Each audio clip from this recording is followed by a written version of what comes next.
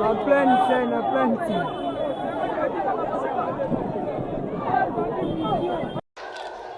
Donc avec quoi les sous et moi bozo mona donc avec moi ne quoi les sous na no mozo na bien na katsa kako kolo avec moi ne tu quoi ya sikoyo kanate avec quoi donc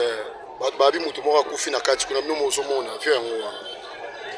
ah tous ça précisément vraiment dans sikida des personnes ba kufi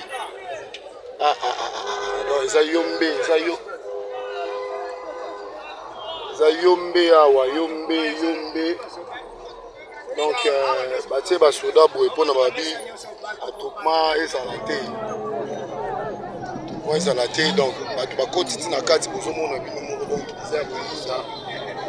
nyonso eza ya koyinda esangana te donc avi yango wana ekoyi